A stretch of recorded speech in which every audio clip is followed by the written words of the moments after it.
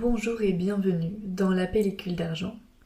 Vous écoutez un podcast qui parle de cinéma à travers des anecdotes de tournage, des portraits de réalisateurs, réalisatrices ou acteurs, actrices, des présentations et revues de films et bien plus encore. Je m'appelle Amandine et je serai votre hôte lors de ce voyage à travers le 7e art.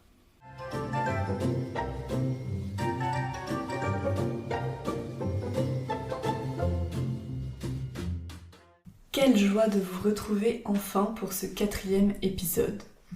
Il est encore temps de vous souhaiter une excellente année 2024, de très bons moments en famille ou entre amis ou plus largement avec qui vous voulez et une bonne santé surtout. Ceci étant dit, bonjour, j'espère que vous ne m'aviez pas complètement oublié. C'est vrai que mon dernier épisode commence à bien remonter maintenant. Honnêtement, j'avais prévu de sortir cet épisode en août 2023. Il était complètement écrit, prêt à être enregistré, seulement le micro que j'utilisais avant m'a abandonné.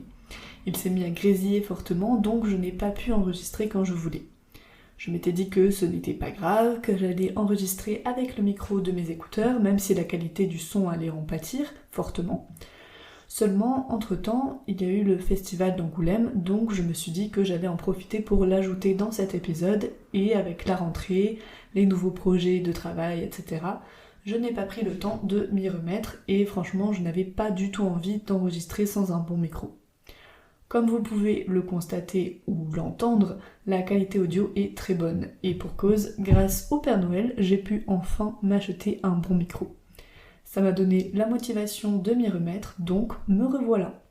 Je croise les doigts pour réussir à tenir un rythme d'un épisode par mois, mais j'ai l'impression qu'à chaque fois que je dis ce genre de choses, je reviens au moins 6 mois plus tard pour vous raconter que je n'ai pas pu m'y tenir. Enfin bref, cette fois-ci, on y croit. Sans plus attendre, je vais passer à la suite de l'épisode, qui va être un peu particulier, car il va être découpé en 3 parties pour revenir sur, en premier lieu, le Festival d'Angoulême 2022. Oui, j'ai vraiment du retard. Ensuite, le Festival de La Rochelle 2023, et enfin le Festival d'Angoulême 2023. En conclusion, je vous parlerai de mes envies pour les prochains épisodes.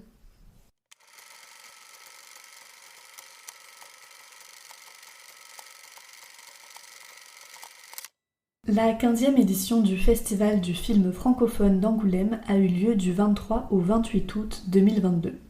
Ce festival présente des avant-premières, des rétrospectives, mais également 10 films en compétition pour différents prix appelés des Valois. Mon idée première, avant de commencer le festival, était de prendre une carte 10 entrées pour pouvoir voir les 10 films en compétition. Seulement, entre les horaires des films et les séances qui étaient déjà complètes, quand je voulais réserver, je n'ai pas pu faire comme ça. J'ai quand même réussi à me faire un programme avec 6 films en compétition que j'ai complété avec 3 avant-premières et un ancien film. Mais cela ne s'est pas passé exactement comme prévu, comme vous allez le comprendre bientôt. J'ai commencé mon séjour avec le film J'enrage de son absence de Sandrine Bonner, qui date de 2012. C'est un très beau film, plutôt triste, avec William Hurt et Alexandra Lamy qui montre comment un ancien couple a fait le deuil d'un enfant. Alors que la femme a refait sa vie, l'homme ne s'est toujours pas remis après 10 ans. J'ai ensuite vu le film Noémie dit oui de Geneviève Albert. Dans ce film, on suit une jeune fille de 15 ans, Noémie, qui vivait depuis 3 ans dans un centre jeunesse, qui fugue pour retrouver une ancienne amie du centre.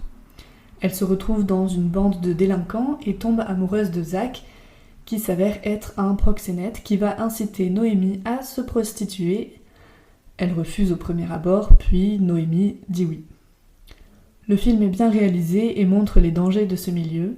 J'ai trouvé la jeune actrice, Kelly DePau, excellente.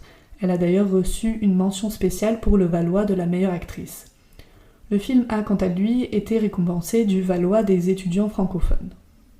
Ensuite, je suis allée voir le film Annie Colère, réalisé par Blandine Lenoir. Le film traite d'un thème important, l'avortement. Il se déroule en 1974 et suit le chemin de Annie, qui se retrouve enceinte accidentellement et rejoint le MILAC, Mouvement pour la liberté de l'avortement et de la contraception, qui pratique les avortements illégaux.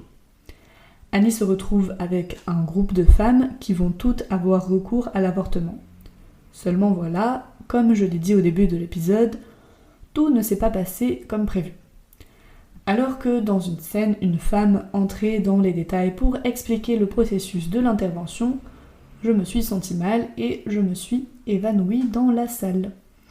Il n'y avait pourtant rien de gore ou quoi que ce soit à l'écran, mais rien que d'en entendre parler, je ne l'ai pas supporté. Bien sûr, je suis tombée dans les règles de l'art en me cognant la tête et dans des marches, histoire d'être certaine que des pompiers devraient venir me chercher directement dans la salle pour m'évacuer.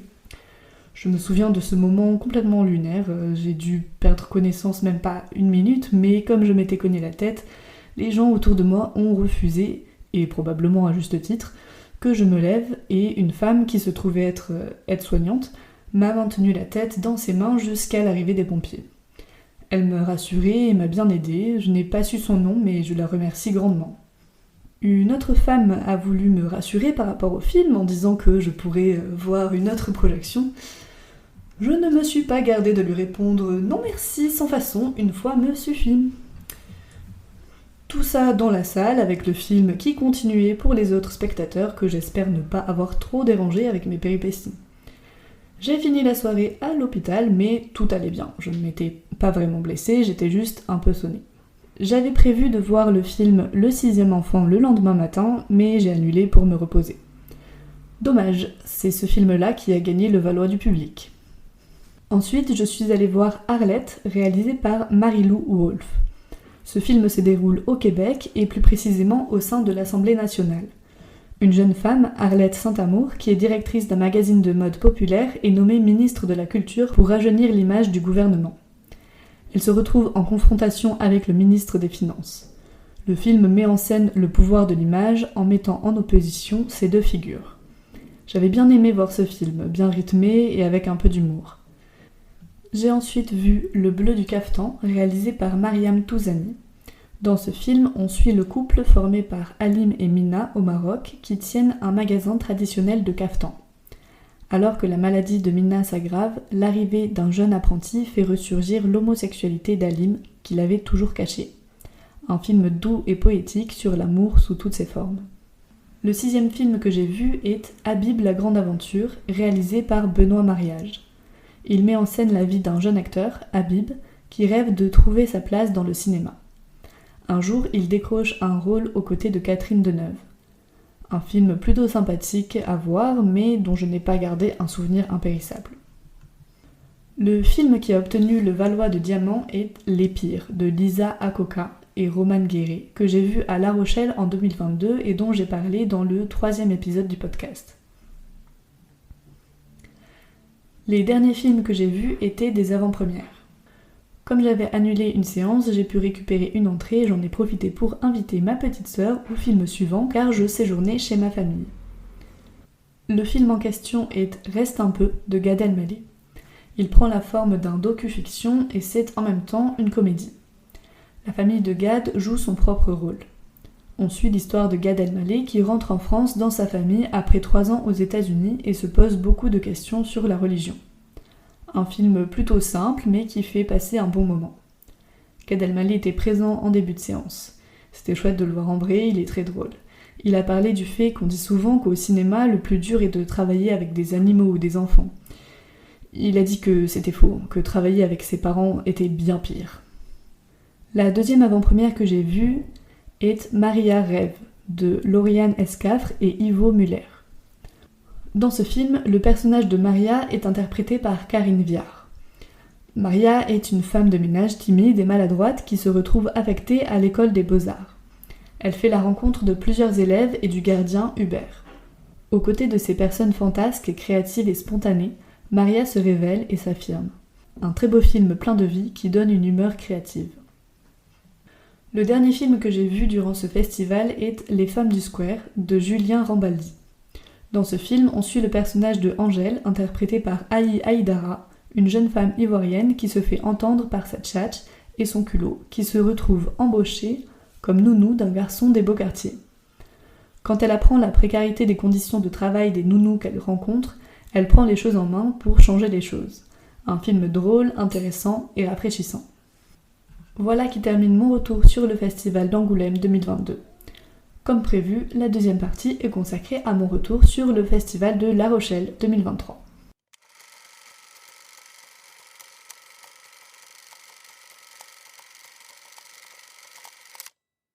La 51e édition du festival La Rochelle Cinéma a eu lieu du 30 juin au 9 juillet 2023.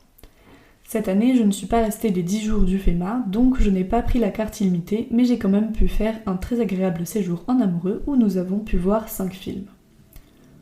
Le soir de notre arrivée, nous avons voulu voir l'avant-première qui se tenait dans la plus grande salle du cinéma, 1000 places environ. Nous sommes arrivés quasiment 1 heure en avance, mais la file d'attente était déjà immense, comme je ne l'avais jamais vue auparavant. Et je n'étais pas la seule. Des femmes qui avaient l'âge d'avoir vécu plusieurs éditions du festival disaient la même chose. Mais quand on met le film dans son contexte, on comprend un peu mieux pourquoi toutes ces personnes étaient là. Anatomie d'une chute, Palme d'Or à Cannes, un film de Justine Triet qui avait déjà bien fait entendre parler de lui à l'époque. Avec ça en tête, on comprend mieux. Le film a d'ailleurs remporté récemment le Golden Globe et le Critics' Choice Award de meilleur film en langue étrangère. Nous avons eu les dernières places de la salle, et ce n'est pas qu'une façon de parler, je crois qu'il n'y a eu qu'une seule personne qui a pu entrer derrière moi. Je me suis retrouvée sur un strapontin pour les 2h30 du film, plus la présentation avant la projection. Mais je dois dire que la longue attente et l'inconfort de la place valaient le coup pour le film. C'est un film policier, drame, thriller, judiciaire. Il met en scène le procès d'une femme accusée du meurtre de son mari. Leur fils malvoyant est le seul témoin de la scène. On se retrouve au cœur de l'intimité d'un couple et d'une famille, c'est très prenant. Jusqu'au bout, c'est difficile de savoir qui croire, les acteurs sont excellents. Le lendemain matin, nous avons vu La Poison de Sacha Guitry, un film de comédie et de drame en noir et blanc de 1951. Ce film montre l'histoire d'un couple où chacun manigance pour tuer l'autre. On sent que le film est très ancré dans son époque, il y a beaucoup de blagues misogynes qui ne passeraient plus du tout aujourd'hui, mais l'ensemble reste assez marrant. L'après-midi, on a été étonnés de voir encore une longue file d'attente pour notre film suivant, puisqu'il s'agissait d'un vieux film de 1950, Ève de Joseph L. Mankiewicz, avec Bette Davis. Par miracle, nous avons eu les 2 dernières places, et là pour le coup, je suis sûre qu'il n'y a eu personne d'autre après nous. C'est un drame en noir et blanc qui raconte l'histoire d'une jeune femme qui rencontre son idole, et on suit son ascension qui va l'amener à un succès similaire. Le film montre les coulisses du théâtre avec cynisme à travers mensonges, illusions et trahisons. Un très bon film, typique de son époque. Le soir, nous sommes allés voir The House That Jack Built de Lars von Trier, qui date de 2018. L'histoire se déroule dans les années 70. Un tueur en série raconte son parcours à travers ses meurtres qu'il considère comme des œuvres d'art. C'est un drame thriller complètement fou. On se retrouve dans la psychologie du tueur. Il y a des situations complètement absurdes et horribles, mais qui en deviennent presque comiques tellement on ne sait pas comment réagir face à ça. L'acteur est très bon pour développer ce personnage complètement fou et toqué.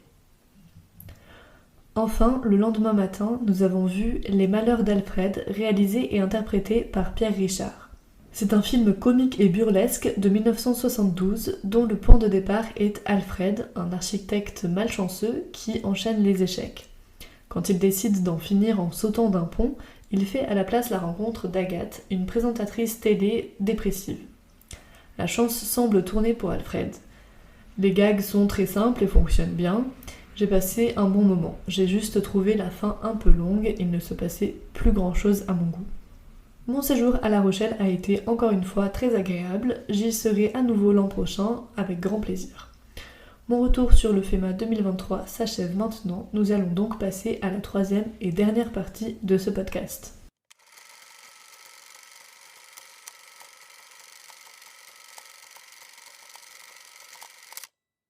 Le Festival d'Angoulême 2023 a eu lieu du 22 au 27 août 2023. J'ai eu l'occasion d'y voir 7 films. Je ne vais pas revenir en détail sur les 7 car ils ne m'ont pas tous marqué particulièrement. J'ai essayé de prendre quelques notes après chaque film, mais il n'y a pas vraiment matière à en parler, sauf pour 2. Et, spoiler alert, cette année je ne me suis pas évanouie, donc il n'y a pas de rebondissement. Mais tout de même une anecdote plutôt sympathique. Le premier film dont je vais vous parler est Rosalie de Stéphanie Di Giusto, qui sortira en salle le 10 avril 2024. Il met en scène Nadia Tereskiewicz, dont je vous ai déjà parlé plusieurs fois, qui interprète Rosalie, qui a la particularité, depuis toute petite, d'avoir le corps et le visage recouverts de poils, qu'elle se rase chaque jour de peur d'être rejetée. L'histoire se déroule en 1870. Un jour, un tenancier endetté va l'épouser pour sa dot sans être au courant de son secret. Elle décide de se libérer enfin du poids de son secret et se laisse pousser la barbe. J'ai trouvé que c'était un très bon film sur le regard des autres et sur la volonté de s'affirmer et de montrer que les différences ne sont pas une mauvaise chose. J'ai ensuite envie de vous parler de Tony en famille, film de Nathan Ambrosioni. C'est l'histoire de Tony, mère de famille de 5 enfants, qui est une ancienne chanteuse. Elle a enregistré une chanson qui a fait un carton 20 ans auparavant. Aujourd'hui, elle a un travail à plein temps et chante de temps en temps les soirs dans les bars. Alors que ses 2 aînés entreront l'année suivante à l'université, elle s'interroge sur ce qu'elle pourra faire quand ses enfants seront tous partis. J'ai trouvé que c'était un super film, plein de vie, drôle et émouvant. À la fin, j'avais envie de continuer à suivre les histoires de la famille. Je vous ai promis une anecdote et la voici. Le film était projeté en avant-première et il était marqué que l'équipe du film serait présente. Il faut savoir aussi que le personnage de Tony est interprété par Camille Cotin, que j'aime beaucoup. Je n'étais pas sûre qu'elle serait là, donc j'ai été surprise et heureuse de la voir arriver avec les autres acteurs et actrices et le réalisateur pour présenter le film avant la projection. J'étais déjà contente à ce moment-là, alors je vous laisse imaginer ma joie quand l'équipe du film s'est installée sur des places réservées au milieu du public. Camille était installée à même pas 2 mètres de moi, je la voyais très bien dans mon champ de vision. Vous vous doutez que j'ai passé le temps du film à alterner entre la regarder à l'écran et la regarder en vrai. Les autres films que j'ai vus étaient Première affaire de Victoria Musier-Dlac, L'air de la mer rend libre de Nadir Moknesh, Le plongeur de Francis Leclerc, Nouveau monde de Vincent Capello et Simple comme Sylvain de Monia Chokri. Je précise que ce n'est pas parce que je ne les ai pas aimés que je ne les développe pas, au contraire, la plupart je les ai trouvés plutôt bons, mais simplement je n'ai pas grand chose à apporter. Je vous laisse donc aller voir par vous-même si le cœur vous en dit. Je mettrai les liens des fiches Allociné en description de l'épisode.